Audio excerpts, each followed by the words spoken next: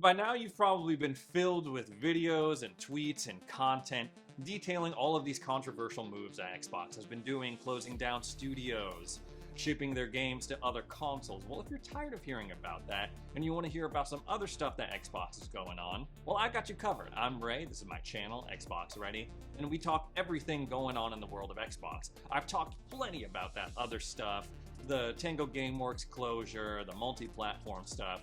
Today we're going to be throwing it back to a classic Xbox Ready vibe where I just talk about some things I think are cool or things I think are weird about Xbox as a brand. Starting with the May update that Xbox is rolling out. Now, as part of this thing that they're rolling out, there's some features in it, and they're also testing another feature that I feel like they should have had a long time ago, like a few years back, but hey, better late than never. Number one being we are finally getting mouse and keyboard support on Xbox Cloud Gaming. Right now it's only browser-based, so if you go on over to xbox.com/play on either Microsoft Edge or Google Chrome, you will be able to play those games with a mouse and keyboard. It's kind of weird that it's coming to browser before it's coming to the actual Xbox PC app, but apparently it's coming later this month. At that point, you'll be able to stream games to the Xbox PC app, and it'll have a little badge saying, yes, you can use mouse and keyboard on this game. Because not every cloud game is mouse and keyboard compatible for some reason. Right now, it's only 26 titles. Games like Ark Survival Evolved, Doom 64, Valheim, Halo Infinite, High on Life,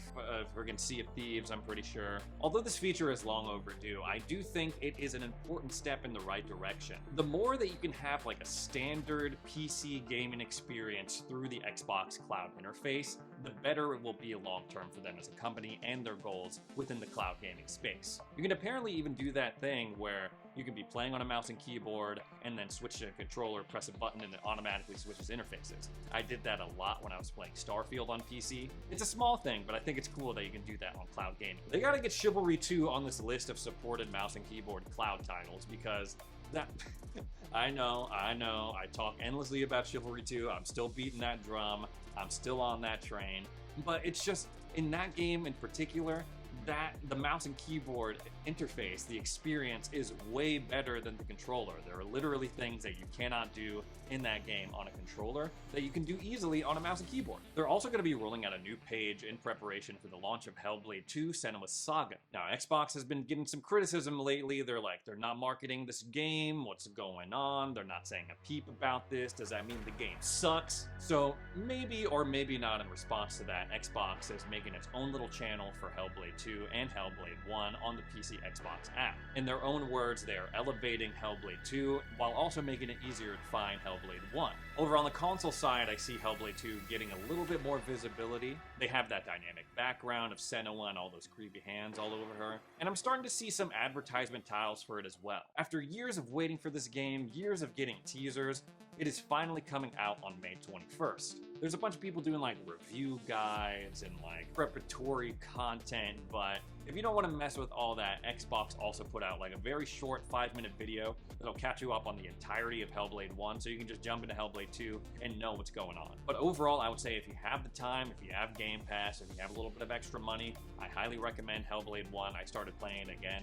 The first time I played through, no headphones. Now I'm playing with headphones, and I gotta say, it's a whole different game for me. And I'm so much better at the combat at this game because in between me playing it last, I've gone through a bunch of Dark Souls games and Elden Ring. So like timing the perfect parries and the dodges and all that, it's like, man, it's a breeze for me now. It's pretty fun. Moving on to another update that is not officially out for everyone, Xbox is testing out a feature that'll make it easier for you to update your games, or at least it'll eliminate the situation of you booting up your Xbox after a long day of work or school. You've been looking forward to playing a certain game all day, only to find out that you have to download a big-ass update. Yes, according to the preview notes for this latest Insider build, games that enable support for update pre-download will allow updates to be downloaded days before they are scheduled to release, so you can jump in and start playing right when the update goes live. So recently, like Fallout 4 just got a big update, the next-gen update, the performance mode, all of that stuff, new quests, I'm pretty sure, and that update had a set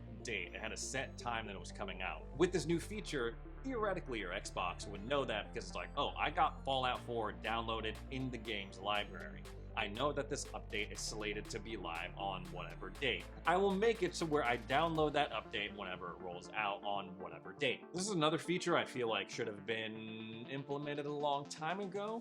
Honestly, it's what I used to think that auto updates were in the first place, but I'm like, oh, that's like system updates, not individual game. Speaking of individual game updates, Hi-Fi Rush, we all know the bad news about Hi-Fi Rush now, like I was just alluding to at the beginning of this video. It came out last year, January 2023, Shadow dropped a developer direct, and everyone was like, oh my gosh, this game is awesome. It's a breath of fresh air. It is like totally original, unique, has a dope ass soundtrack, the combat is fun. The cast of characters are really cool. It's got a pretty decent story. It moves along at a nice clip. It won a bunch of awards, and people are like, oh yeah, it really shows like the creative muscles of Tango Gameworks. And then, just last week, Xbox is like, we're closing down Tango Gameworks. Sorry guys. The studio is just closed down. Overall, it is a very sad situation. I don't want to talk about it anymore. But Hi-Fi Rush is getting one last patch. The official Twitter account had a very simple, straightforward message. They said, thank you all for your continued support. We're working to release the physical edition of Hi-Fi Rush with our partners at Limited Run Games, as well as a final patch to address some minor issues releasing later today. Most of the patch notes regard things and fixes that are for the PS5 version of the game, but there's a couple of minor fixes for the Xbox version as well. Nothing too crazy. The more surprising news here is that they are working on getting a physical edition of this game. When its Shadow dropped last year, it was fully digital. Game Pass, or through the Microsoft Store, or through Steam. That decision was like the first of many moves Xbox made that made people be like, whoa, are they ditching physical games entirely? Because in 2023, they were like, Hi-Fi Rush, one of our most popular games, no physical disc. A couple of months later, we got those leaks about the digital Series X. And then a couple of months after that, they were like, ooh yeah, after all of these layoffs, we're also shutting down our physical games division. Overall, it was a really bad time, especially if you are die-hard physical copies only. No word on when that physical edition would drop, but you know I'm gonna be buying it day one. Yeah, it's no secret that Xbox is in this weird time. They're shutting down studios, they're laying a bunch of people off. Recently, they cut a bunch of jobs from Activision Blizzard, but weirdly enough, that's not stopping them from forming another studio under the Activision umbrella. It's going to be called Elsewhere. According to Windows Central, Microsoft subsidiary Activision revealed a new studio today dubbed Elsewhere Entertainment. It is comprised of industry vets boasting credits in games like The Last of Us and The Witcher 3. They've also revealed a new vacancies website for Elsewhere, so weirdly enough, they are hiring right now. We don't know too much about what they're working on right now, but apparently it's a narrative-based game. The studio is apparently based in Warsaw, with additional resources in the United States, more specifically Portland. And according to their website, they have alumni from The Last of Us, Uncharted, The Witcher 3, Cyberpunk 2077, Far Cry, and much more. Seeing the collective credits of the team so far, it would, I guess, make sense that they're working on a narrative-focused title. According to their website, built from the ground up, Elsewhere Entertainment is a premier and standalone studio dedicated to establishing an environment that inspires bold and diverse ideas. Yada yada yada, standard, like, what does that even mean, right? Like, I could say that about anything. The team's underlying mission encourages everyone to explore and collaborate creatively to craft a franchise with an enduring legacy that resonates far beyond games. The new studio has full access to Activision's resources and tools as it continues to increase production and development.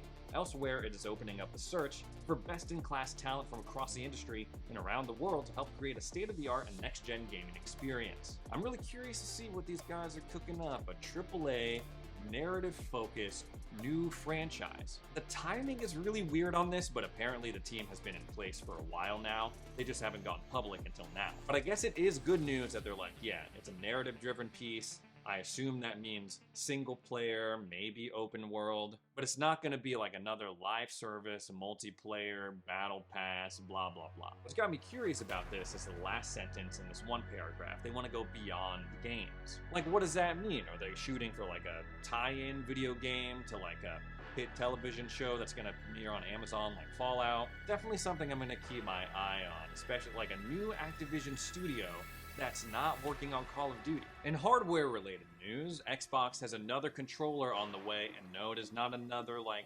Stormcloud Vapor, Flame Vapor, no Vapor this time. This one's called the Proteus controller, developed in partnership with BioWave, and it is a modular controller designed for players with disabilities, whether they have only one hand or have some other disability. It is a modular wireless controller that you basically cobble together with these different cubes and faceplates that have different buttons on them. Apparently it boasts over 100 different configurations, and it even has like customizable LED lights. And if that's not enough, you can also remap the buttons via the companion app as well. This is a controller just for Xbox and PC, so it's going to be compatible with the Xbox One, the Xbox Series consoles, and then Windows 10 and Steam. No word on if they're coming out with a PlayStation 5 version or a Switch version. Right now it's just Xbox, which makes sense. Like, they already had the adaptive controller, which is something that the other platforms don't really have an equivalent to. It is a little bit on the pricey side.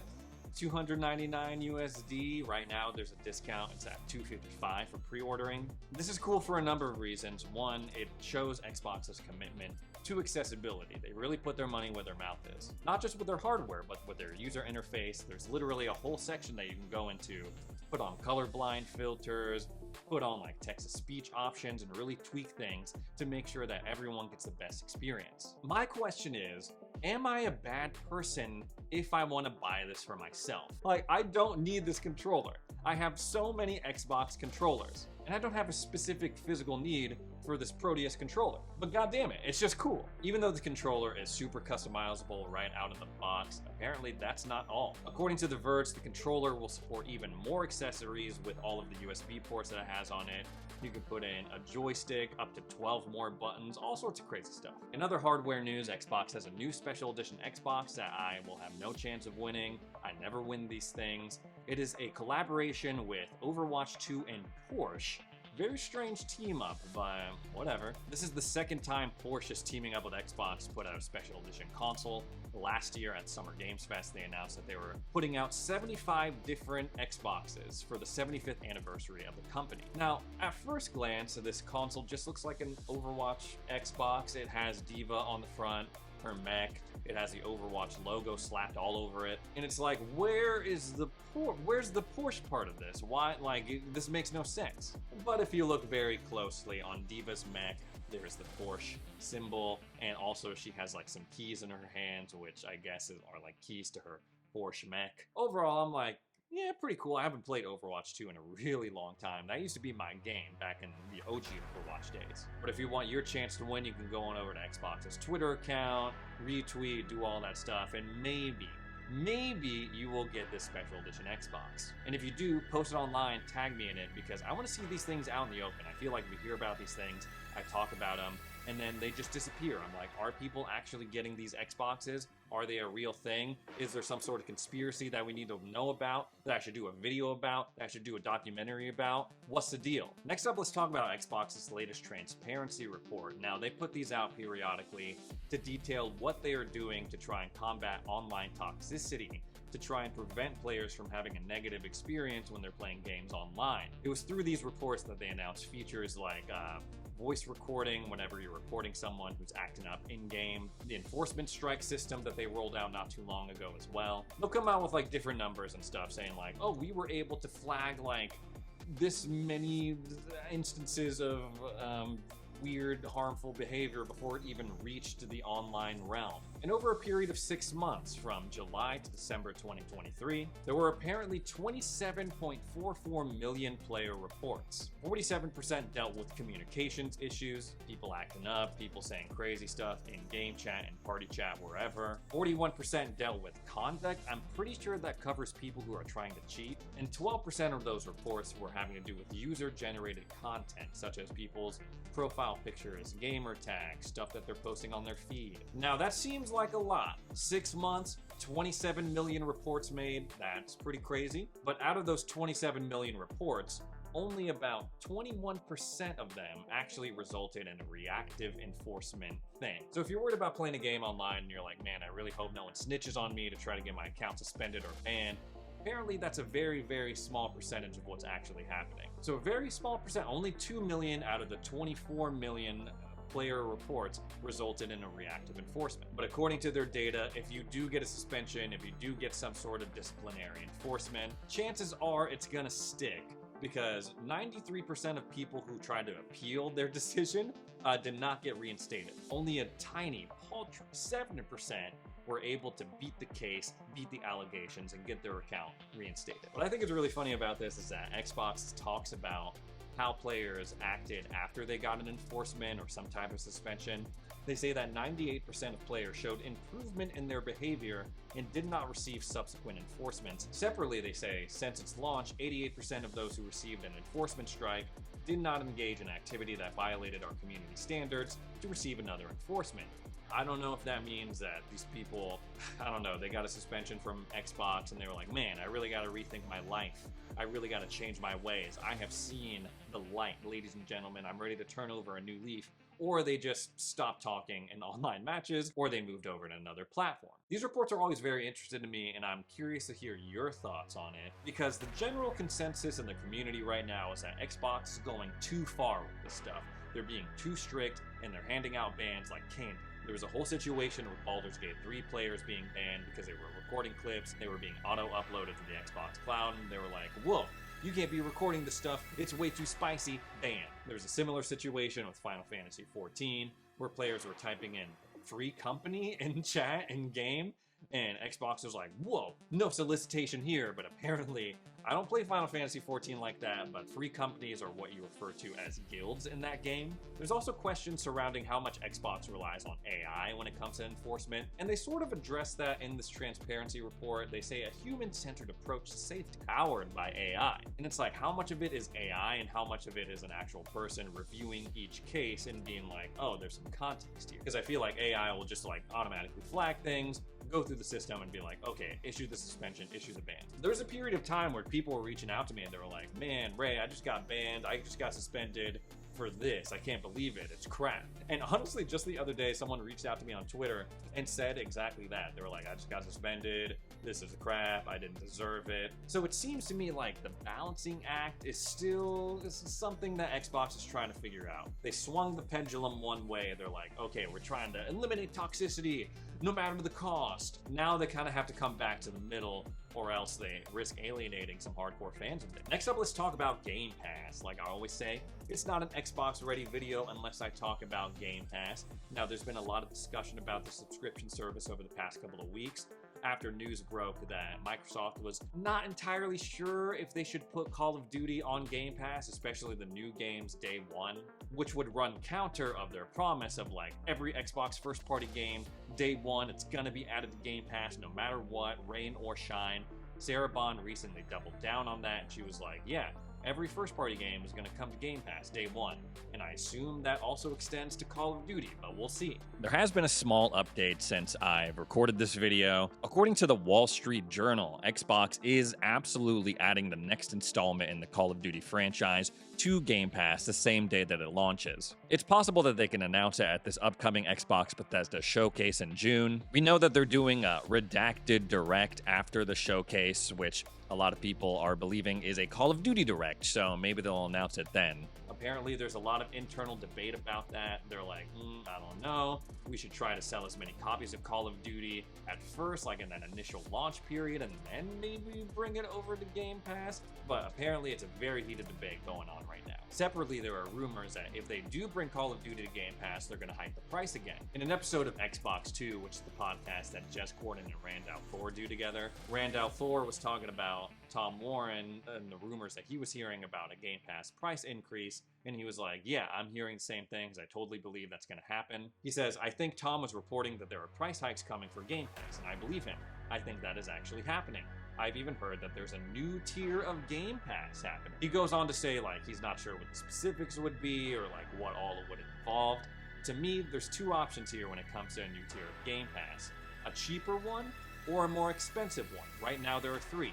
Game Pass Core, regular Game Pass with console, and Game Pass Ultimate, which includes PC Game Pass and EA Play. So to me, it would make more sense if they put a fourth one above Game Pass Ultimate that's like, here's everything that you get with the other tiers, plus all the Activision Blizzard stuff. Or they go cheaper with an ad-supported tier of Game Pass. I know for a fact that's something that they're definitely interested in, or that they've talked about. How do I know that? Well, because me and a bunch of other creators were at lunch with some Xbox executives, I won't say who, and they straight up asked us, they were like, what do you think about an ad-supported tier of Game Pass. And I was like, well, as long as it's not annoying, as long as it doesn't creep into my current tier of Game Pass, if you just kind of figure out a way to do it that's not shitty, then I don't see the problem. I don't know if they would try to inject them into the Game Pass games themselves or just have ads somewhere like in the Game Pass catalog. I don't know, or like they would show you an ad before you start the game. That sounds pretty annoying. I don't know if people will want to deal with that, but I know it's something that they've definitely talked about. Anyways, guys, that's all the Xbox stuff I have to talk about today. Thanks so much for joining me for another edition of Xbox Ready. If you made it this far into the video, consider subscribing. Thanks again for watching, and I'll see you in the next video.